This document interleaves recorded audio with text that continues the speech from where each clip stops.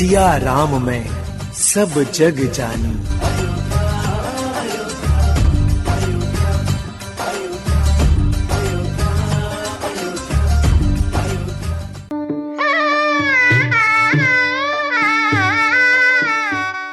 अयोध्या धाम में प्रभु श्री राम की प्राण प्रतिष्ठा सभी राम भक्तों के लिए एक अभूतपूर्व क्षण है। आनंदमय है सब कुछ। इस मंगल बेला के माधुर्य को भक्ति रस में डूबकर हर कोई चखने को आतुर है। अयोध्या धाम में प्रभु श्री राम की प्राण प्रतिष्ठा आयोजन के 5वें दिन यानी 20 जनवरी की रेडियो रिपोर्ट के साथ मैं हूं सदक हुसैन। आप सभी को मेरा राम राम। पयः पृथिव्यां पयोखरीषु पयोधाः पयस्वतीः प्रदिशः सन्तु वैश्यम्। और इस समय पय स्नान हो चुका है, दही का स्नान होने जा रहा है। आचार्य जी मंत्र पढ़ रहे हैं, तमुत्वाद अध्यंग्रही पुत्र ईधे अथर्वणः वृत्रहणम पुरंदरम। तो ये भगवान का दही से स्नान हो रहा है। और प्रत्येक स्नान के बाद एक शुद्ध स्नान जरूर होता है। एक स्नान के बाद भगवान को गंगा जल से, सरयू जल से, जो भी यहाँ आपको पता ही है कितने तीर्थों का जल यहाँ आया हुआ है। भक्तों ने अपार सामग्री भेजी है, उसमें भारतवर्ष के समस्त तीर्थों का जल यहाँ आया हुआ है। अब भगवान का घी से स्नान हो रहा है। डॉक्टर अनिल मिश्रा जी प्रधान यजमान अपने पत्नी के साथ बैठे हैं और वो पूजन कर रहे हैं। अब शहद से स्नान होने जा रहा है। मधुष्य माधवश्य वासंतिका व्रतु अग्निरंतः, ये हमारे शुक्ल यजुर्वेद शाखा में जो है इस मधु का मंत्र है। मधु से स्नान कराने को भगवान मंत्र है। वहां पर स्वर्ण यंत्र है भगवान राम का, उसी यंत्र में जो है शहद का स्नान कराया जा रहा है। और शहद के स्नान के बाद अब भगवान को शुद्ध जल से स्नान कराया जा रहा है।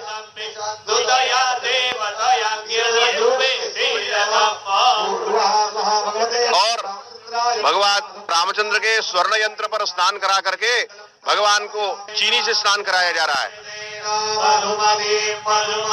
स्वाद्वीन्त्वा स्वादुनावती, ये मंत्र है यजुर्वेद में। इस मंत्र से भगवान को शर्करा से स्नान कराया जा रहा है। और भगवान को दूध, दही, शहद, घी, मधु और शर्करा से स्नान कराया गया। अब ये मिला करके जो पंचामृत होता है, पंचामृत मिला हुआ, सब चीज इसमें मिली हुई है, तो पंचामृत से स्नान कराया जा रहा है। केसर भी भगवान को डाला गया है, तो उस पंचामृत स्नान से इस यंत्र का स्नान भगवान का कराया जा रहा है।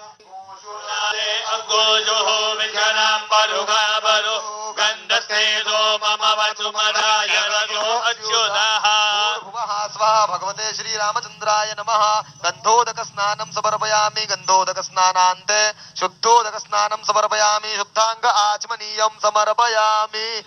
गर्भो अस्योखादीनां गर्भोत्पादनादीनां मा गर्भोत्पिजवस्य भूतस्याग्ने गर्भो अपामसि। पूर्वहात्मः भगवते श्री रामचंद्राय नमः। गर्भोदक स्नानं समर्पयामि, गर्भोदक स्नानां ते शुद्धोदक स्नानं आचमनीयं दलं समर्पयामि। पात्रान्तरे कृत्वा तैलाभ्यंग स्नानं उद्वरदनादिकं च। ये जो हमारी पूजाओं में राजोपचार होता है, कई प्रकार की पूजाएं होती है। पंचोपचार है, षोडशोपचार है, राजोपचार है। इन प्रकार की पूजाओं में ये इतने प्रकार के विविध स्नान बतलाए गए हैं। पंचामृत स्नान बतलाया गया है, गंधोदक स्नान बतलाया गया है, केसर से स्नान बतलाया गया है, और उसके बाद नारियल के जल से स्नान बतलाया गया है, और उसके बाद भगवान को गर्म जल से भी स्नान बतलाया गया है। जिस प्रकार हम अपने शरीर में ताप सहन कर सकें ऐसा गर्म जल, उससे भी भगवान को स्नान बतलाया गया है। उसका वर्णन हमारे शुक्ल यजुर्वेद में तप्तायनी में सिवित्तायनी में शिवतान्मानाधिता दवतान्मा व्यधिता, तो ऐसा वर्णन आया है। तो उस वर्णन के हिसाब से भगवान को ये सारे स्नान हो चुके हैं। तो भगवान को जो पंचामृत है, पहले उसका नैवेद्य भोग लगाया जा रहा है। भगवान उस पंचामृत को ग्रहण कर रहे हैं, तब वो पंचामृत हमारे लेने लायक होगा। तो भगवान उसको ग्रहण कर रहे हैं, वो पंचामृत का नैवेद्य लगाया जा रहा है। और इस तुरंत पंचामृत के नैवेद्य के बाद अब ये महाभिषेक चालू होगा। सारे वेदों के मंत्र पढ़े जाएंगे, सतत धारा भगवान के ऊपर, भगवान को संतत धारा से एक रंग धारा पड़ती रहेगी और वेदों का मंत्र प्रारंभ होगा, तो वो अभिषेक चालू होगा। ये अब आगे की प्रक्रिया इसी तरह, अभी अभिषेक लंबा चलेगा, अभिषेक के बाद फिर आगे की चंदन, वस्त्र इत्यादि ये सब आगे होंगे। तो अब नैवेद्य के बाद, पूजन समाप्त होने के बाद अभिषेक पात्र हमारे काशी से पधारे वैदिक विद्वानों के हाथ में, इसको श्रृंगी बोलते हैं। ये गाय के सींग के समान होती है। ये कभी एक धार के जी जलाभिषेक होता है। तो वो उस श्रृंगी से, ऐसा नियम है कि अभिषेक में धारा सतत गिरनी चाहिए, तो टूटी धारा नहीं होनी चाहिए, संतत धारा होनी चाहिए। तो उस दृष्टिकोण से ये पात्र काशी से ही बन करके आया हुआ है। तो पात्र में अब नदी सरयू का जल, तीर्थों का जल जो जो यहाँ पर उपलब्ध है, उन तीर्थों के जल से भगवान का अभिषेक होगा और मंत्र पाठ चलता रहेगा। आज के आयोजन की गतिविधियों से पूर्व आइए संक्षेप में जानते हैं गत 4 दिनों में आयोजित कार्यक्रमों के बारे में। आचार्य मिथिलेश नंदिनी शरण से बात की सरस्वती पाठक ने। भगवान की प्रतिष्ठा कर्मकांड की दुनिया में और आचार आगमों की पद्धति में अत्यंत विशिष्ट कार्यक्रम के रूप में स्वीकार की गई है। हम जितने प्रकार के भी अनुष्ठान करते हैं, कर्मकांड करते हैं, उनमें प्रतिष्ठा सर्वाधिक महत्व का कार्य है।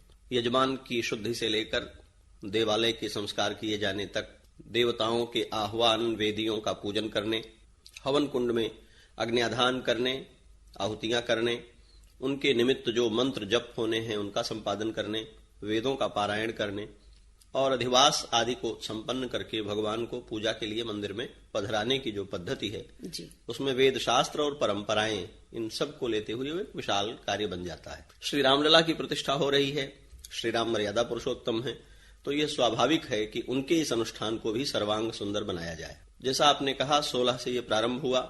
यजमान ने दशविध स्नान में अलग अलग स्नानीय पदार्थ होते हैं, जैसे अपामार्ग है, गोबर है, भस्म है, औषधियां हैं, दूध दही घी है, इन सब से स्नान होता है। और ये सब वे पदार्थ हैं जिनको अमृत स्वीकार किया गया है, जिनमें ईश्वरीय विभूति के कारण पवित्रता विद्यमान है। सरयू नदी का जल स्वयं पवित्र है। इन सब के साथ स्नान करके, पवित्र होकर के, संस्कार संपन्न होकर के यजमान जहां आयोजन होता है वहां आते हैं और वहां आकर के वे संकल्प करते हैं, प्रायश्चित संकल्प करते हैं। प्रायश्चित एक बड़ा महत्वपूर्ण विचार है। मंदिर बनाते हुए, देवालय बनाते हुए, घर बनाते हुए हम चाहते न चाहते हुए भी कुछ न कुछ त्रुटियां करते हैं। घर बनाने की चेष्टा में धरती में निवास करने वाले जीव जंतुओं को पीड़ा पहुंचती है। धरती और हमारा पूरा पर्यावरण पहले से ही एक तरह की रचना है। इसमें जब कोई दूसरी रचना की जाती है तो एक विक्षोभ प्रकट होता है। भगवान का स्वरूप रचने में हम कुछ भी भगवान जैसा नहीं बना सकते। भगवान ने तो सारा संसार बनाया है, फिर भी हम उनका एक स्वरूप बनाते हैं, ये भी एक तरह की त्रुटि है। सबका परिमार्जन करने के लिए प्रायश्चित किया जाता है, यजमान के द्वारा प्रायश्चित होता है। दूसरे दिन यानी 17 तारीख को उत्सव विग्रह का पूजन यानी मूर्ति का परिसर में प्रवेश, परिभ्रमण और देवताओं का आह्वान पूजन हुआ। इसके विषय में बताएं। जी, एक क्रम है। जब भी प्रधान देवता की पूजा वैदिक विधि से होती है तो उसके अनुषंग में अनेक और देवताओं की पूजा होती है। उनमें प्रायश्चित संकल्प करने के बाद महासंकल्प करते हुए देवताओं का आह्वान, नवग्रह की पूजा की जानी है, चतुष्षष्टि योगिनियों की पूजा की जानी है, असंख्यात रुद्रों की पूजा की जानी है। जो ये आचार्य विद्वान आए हैं उनका वर्ण किया जाना है। यजमान के द्वारा ये सारे कार्य भी संपन्न किए जाते हैं और अलग अलग देवताओं को उनके योग्य बनी हुई वेदियों पर विराजमान कराने और उनकी पूजा करने की प्रक्रिया संपन्न की जाती है। भगवान का जो अर्चनीय विग्रह है उसे भी परिसर में लाया जाता है ताकि उसके भी संस्कार और पूजन की विधि प्रारंभ हो सके। तीसरे दिन यानी 18 जनवरी को तीर्थ पूजन, जल यात्रा, जलाधिवास हुआ है। इसके विषय में थोड़ा सा। जी, अलग अलग तीर्थों से जल आता है। अधिवास एक क्रिया है मुख्य रूप से जो समझने की है। जो विग्रह हमने चुना है, जिस विग्रह में हम भगवान का पूजन आगे करने वाले हैं, भगवान से प्रार्थना करते हैं कि वे अपनी चिन्मयी शक्ति से, अपने तेज के साथ उस विग्रह में आकर के विराजमान हो, उसको स्वीकार करें। और इसलिए हम उसमें अलग अलग द्रव्य निर्धारित हैं। मंत्र प्रक्रियाओं के द्वारा जल के माध्यम से, अन्न के माध्यम से, फल के माध्यम से, फूल के माध्यम से, गंध के माध्यम से भगवान का अधिवास कराते हैं। तो वो अधिवास की क्रिया उनको कराई जाती है और विभिन्न तीर्थों से आया हुआ जो जल है उसको मंत्राभिषिक्त करके, मंत्रों के द्वारा उस जल का करके संस्कार, फिर उससे भगवान को स्नान कराने और अधिवास कराने की विधि है। जी आचार्य जी, 19 तारीख को औषधाधिवास, घृताधिवास और अरण्य मंथन हुआ। इसके विषय में बताएं। अलग अलग प्रकार की औषधियां, वनस्पतियां हमारे आसपास विद्यमान हैं। जैसे हम लोग अपने जीवन के लिए, खाने पीने के लिए गेहूं का, चावल का, अन्न का उपयोग करते हैं। आयुर्वेद और शास्त्र बताते हैं कोई ऐसा तत्व है जो हमारी मेधा को बढ़ाता है, कोई ऐसा तत्व है जो हमारे सौंदर्य को बढ़ाता है, कोई ऐसा तत्व है जो हमारे बल को बढ़ाता है। भगवान जब अपने विग्रह में प्रतिष्ठित होते हैं तो उनके लिए, उनको सर्वांग सुंदर और दिव्य बनाए रखने के लिए उन सब औषधियों का उपयोग किया जाता है। ये औषधाधिवास कहलाता है। तो औषधाधिवास करने के बाद फिर भगवान की अधिवास की क्रिया चलती रहती है। वेदों का पारायण चलता रहता है, मंत्रों का जप चलता रहता है और इसी के सतत क्रम में मुहूर्त का विचार करके, अग्निवास का विचार करके, अरण्य मंथन करके, काष्ठ का संघर्षण करके उससे आग प्रकट की जाती है और वैदिक विधान से अग्नि देवता का कुंड में स्थापन किया जाता है और आहुतियां प्रारंभ कर दी जाती, पद्धति प्रारंभ होती है।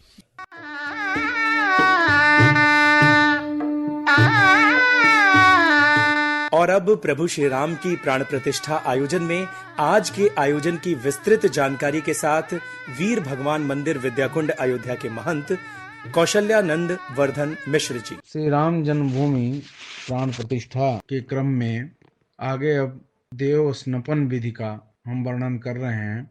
इस विधि में देवता के आगे 4 ब्राह्मण बैठ कर के स्वस्ति वाचन करके नेत्रोन्मीलन कर्म के लिए पुण्याह वाचन करने के लिए यजमान से संकल्प कराते हैं। भो ब्राह्मणाः अमुक देवार्चा शुद्धि स्नपन नेत्रोन्मीलन कर्मणः पुण्याहम भवन्तो ब्रुवन्तु।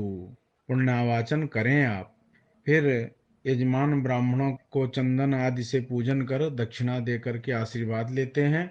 और फिर देव स्नापन विधि में 3 मुख्य वेदियां हैं, दक्षिणा वेदी, मध्यमा वेदी, उत्तरा वेदी। इन वेदियों में लगभग 125 कलशों को रखा जाता है और देवों को रख करके मुखात की कल्पना कर पायस माने खीर, सीसा आदि रख कर नेत्रों की कल्पना करते हैं और फिर स्नान कराते हैं। भगवान राम जब राज्याभिषेक के समय उनका स्नान कराया गया था तो वाल्मीकि रामायण के अनुसार लगभग 500 नदियों का जल आया था और भी बहुत से तीर्थों का जल आया था। ऐसे ही हमारे श्री राम जन्म तीर्थ ट्रस्ट के पास असंख्य नदियों और समुद्रों के जल इकट्ठा हुए हैं। उन सब से भगवान राम का स्नपन होगा, स्नान होगा और फिर स्नान करा करके वस्त्र से मूर्तियों को पोंछ करके और पाद्य अर्घ आदि सविधि पूजन कराकर पुष्पांजलि दिया जाता है। यही देवताओं की स्नपन विधि है।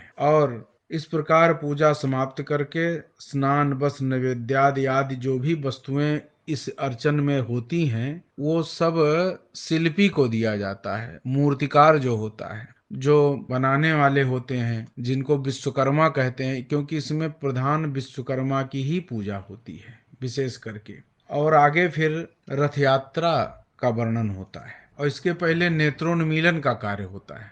नेत्र उन्मीलन का कार्य अर्थात भगवान के नेत्र के ऊपर से पट्टी खोल करके और दर्शन कराया जाता है। इसमें शीशा आदि भी रखते हैं और शुभ वस्तु को रखते हैं। भगवान नेत्र से ही पूरे संसार को देखते हैं। इसीलिए कहा गया है कि जो हम लोग भगवान को अर्पण करते हैं, भोग लगाते हैं, नेत्रों से भगवान उसको ग्रहण करते हैं।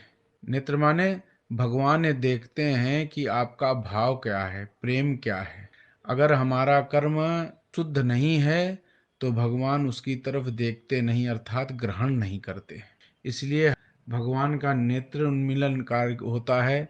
भगवान अपने भक्तों से नेत्र जब मिला लेते हैं तो उस भक्त के नेत्र संसार में फिर भटकते नहीं हैं, माया में भटकते नहीं हैं। जिनके नयनों में मोहन समाये वो नज़र फिर तरसती नहीं है, ऐसा कहा गया है। फिर रथ यात्रा का क्रम होता है।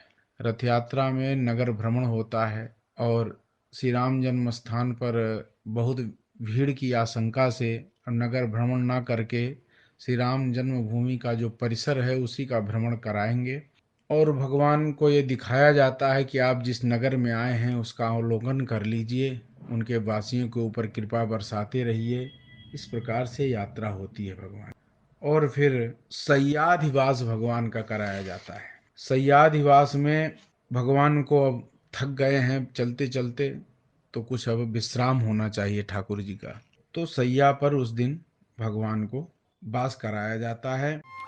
झूलत राम पालने सोहे, झूलत राम पालने सोहे, भूरि भाग जननी जन जोहे, झूलत राम पालने सोहे, झूलत राम पालने सोहे, भूरि भाग जननी जन जोहे, झूलत राम पालने सोहे, झूलत राम पालने सोहे।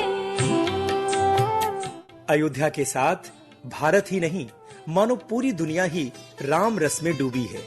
विश्व के अनेक देशों में रामोत्सव की धूम है।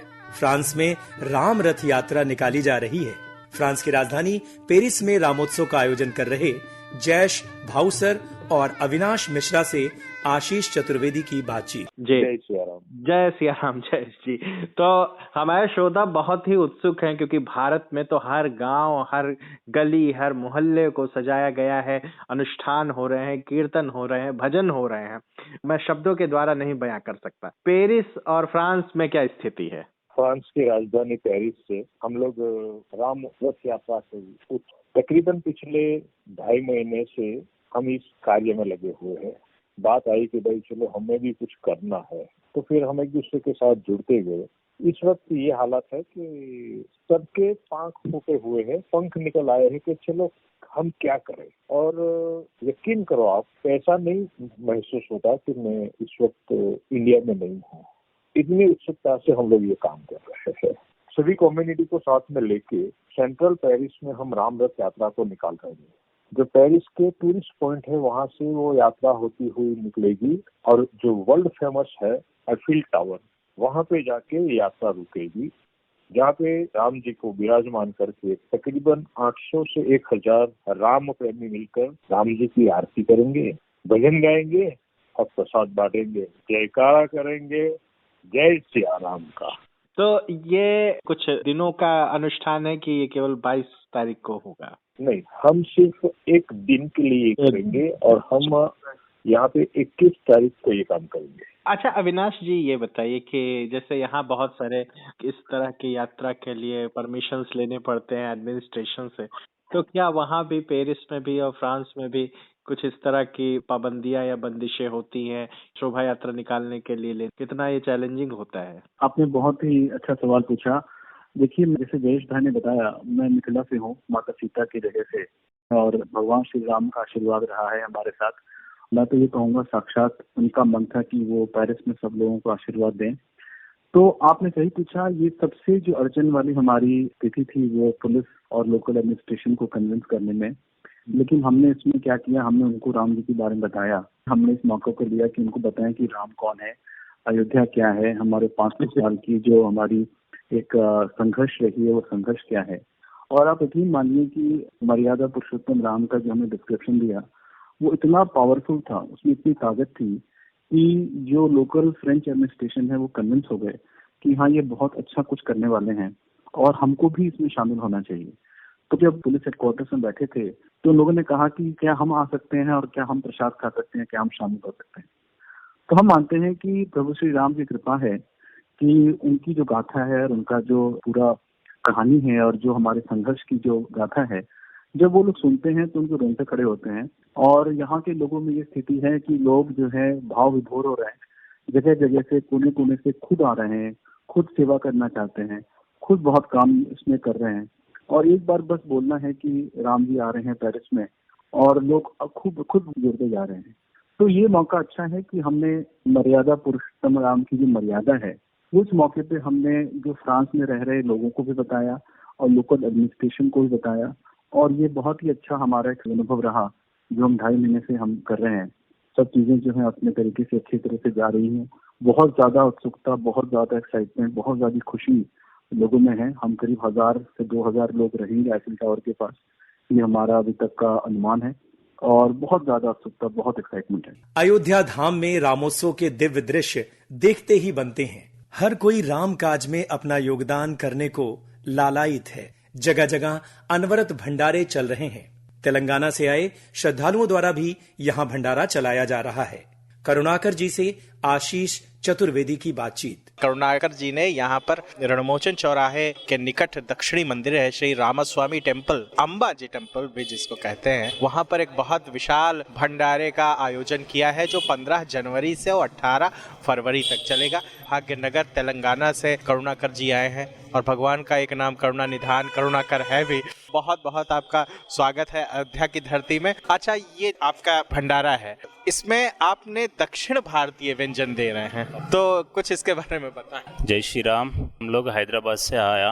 हैदराबाद का पहला नाम भाग्यनगर था, इसलिए हम लोग भाग्यनगर से आया। करुणाकर जी ये बताइए कि कितने लोगों का भोजन डेली बनता है? हम लगभग 1000 तक और जैसे जैसे 22 तारीख बीत जाएगी, जब प्राण प्रतिष्ठा हो जाएगी, उसके बाद तो एक अपार समुद्र आने वाला है, तो उसके बाद आपको पढ़ा। हाँ ओके, हमारे तरफ से व्यवस्था करने लोग भाग्यनगर से बहुत लोग हैं इसमें। तो मैं देख रहा हूँ कि बहुत सारे कार्यकर्ता भी हैं।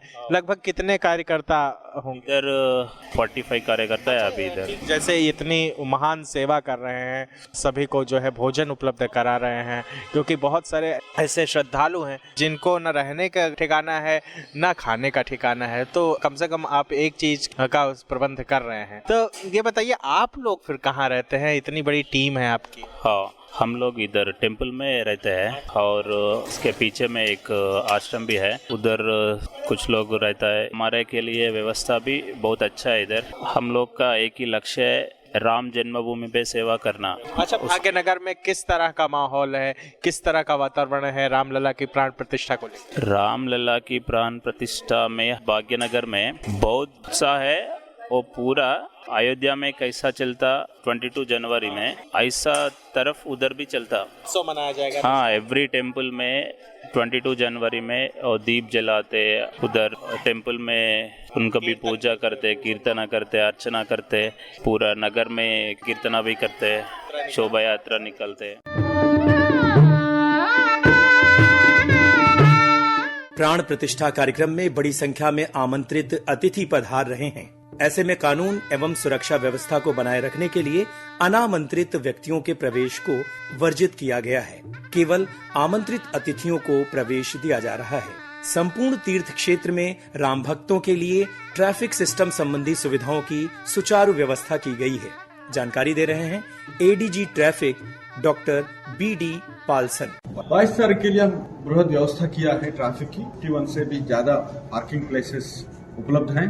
साथ साथ भारी वाहनों को भी पहले से भी हम डाइवर्शन किया है अयोध्या नगरी में प्रवेश होने से, और कल से यानी 20 तारीख से छोटे वाहनों को भी, जो बिना पास वाहन इस तरफ की आने में भी अत्यावश्यक जो नेसेसरी सर्विसेज को, एसेंशियल सर्विसेज को छोड़कर हमने प्रतिबंध किया है। 22 तारीख के बाद भी जब श्रद्धालु लाखों की संख्या में आने लगेंगे, तब भी हम लोगों ने एक बृहद ट्रैफिक प्लान तैयार किया गया है। इस हिसाब से जो भी अयोध्या नगरी में प्रभु राम को दर्शन करने आएंगे, उनको कोई यातायात रिलेटेड कोई असुविधा ना हो। सड़क सुरक्षा में के दृष्टिकोण से और कंजेशन के दृष्टिकोण से हम पुख्ता इंतजाम कर रहे हैं। ये तो गूगल की टाइप में वो मैप में इंडिया मैपल्स ऐप है। मैपल्स ऐप से उत्तर प्रदेश ट्रैफिक डायरेक्टरेट को MOU हुआ है, पहले से चल रहे हैं। ये सोशल मीडियम का माध्यम से हम ट्रैफिक डायरेक्टरेट से जो भी निर्देश जो आते हैं उसको आसानी से, फॉर एग्जांपल पार्किंग प्लेसेस का जो जितने हैं वो सब वहाँ नेविगेट करने के लिए आसानी हो जाएगी। इसमें डिजिटल तरीका से वो लोग नेविगेट कराने का सुविधा उपलब्ध कराएंगे। ये सिंपल ऐप है, एप्पल स्टोर पर फ्री ऐप है। ये लोग रियल टाइम में ट्रैफिक का जो कहाँ कहाँ हीट मैप दिखाते रहेंगे, जैसा आप गूगल में आप लोग देखे होंगे, इसी हिसाब से जो श्रद्धालुओं को, दूर दूर से आने वालों को सुविधा होगी। पार्किंग प्लेसेस हो या तमाम लोकेशंस हो, धार्मिक स्थल हो, जो रूट डाइवर्शंस हो, तभी तमाम सूचनाएं इससे। अवधपुरी गदिगन गदिगन राजत सिंहासन रघुभूषण जनक लली संग रुचिर बनी चमकत चंद्र प्रभासी ज्योति विकासी खासी कंदर्प दर्प धमनी छत्र मुकुट सिर सोहे श्रुत कुंडल मनमोहे दृग जोहे सकल देवगण अरु गंगाधर डिमिक डिमिक डिम नारदाद गुण गावत बीन बजावत प्रमुदित जनगण सुफल भयो दृग निरखत सिय राम की झांकी झांकी झांकी।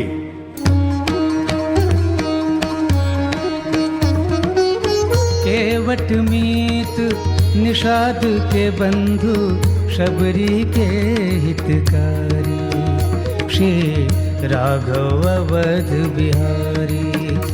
बोलो राम राजा राम श्री राम राम राम।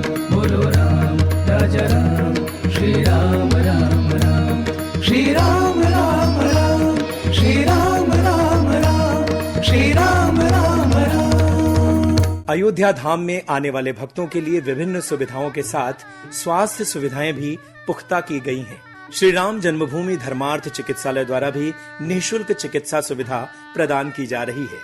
डॉक्टर वीरेंद्र कुमार मिश्र से आशीष चतुर्वेदी की बातचीत। इस धर्मार्थ चिकित्सालय में दूर दूर से लोग आते हैं, अनेक लोगों की सेवा अभी तक हुई है और हमारा ख्याल है कि गोंडा, बहराइच, बस्ती, इन जनपदों से भी लोग यहाँ आते रहते हैं और सबकी सेवा होती है। अच्छा डॉक्टर साहब, ये बताइए कि बहुत सारे तीर्थयात्री देश विदेश से आएंगे, तो सरकारी तंत्र में तो सारी व्यवस्थाएं हैं, बहुत अच्छी सुविधाएं देने का प्रयास किया जा रहा है। बिना एनजीओ के और बिना आप जैसे लोगों के ये संभव नहीं है, क्योंकि लाखों की संख्या में भीड़ होगी। तो क्या आप भी इस तरह से कुछ अपनी ओपीडी बढ़ाने के लिए या बाकी सुविधाएं देने के लिए प्रयासरत हैं? आपने बहुत अच्छा प्रश्न किया।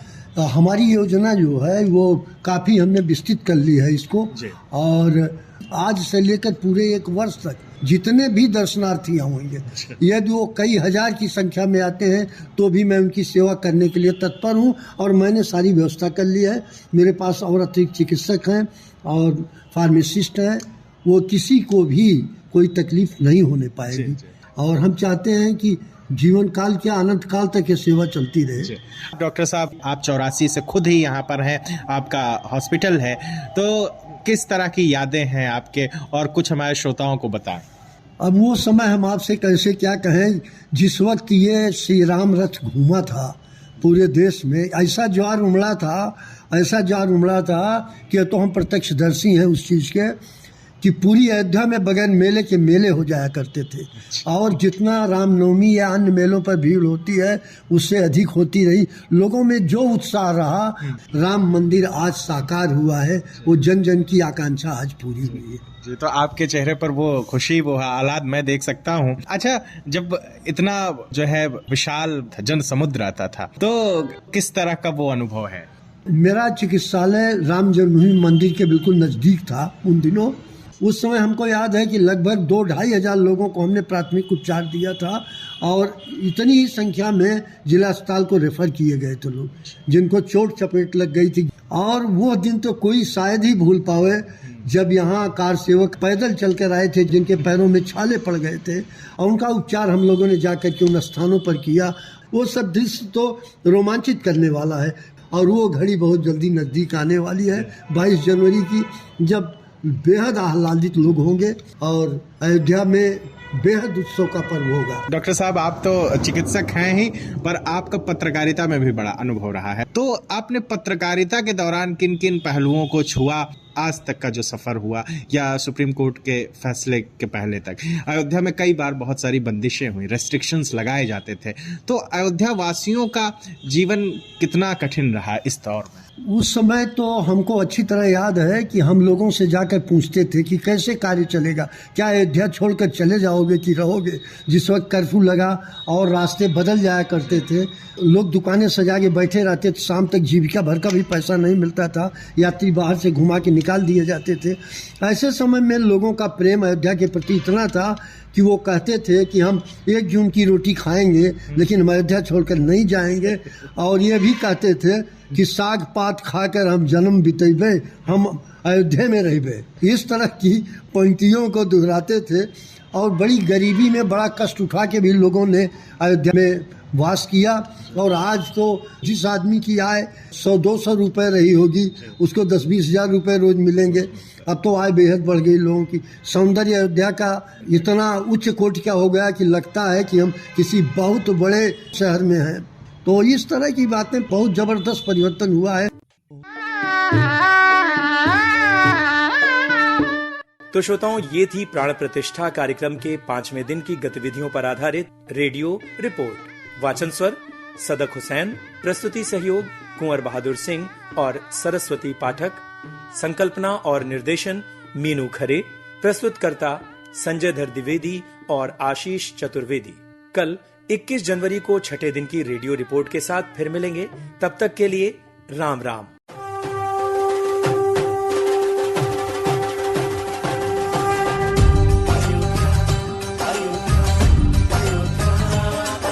सिया राम में सब जग जानी।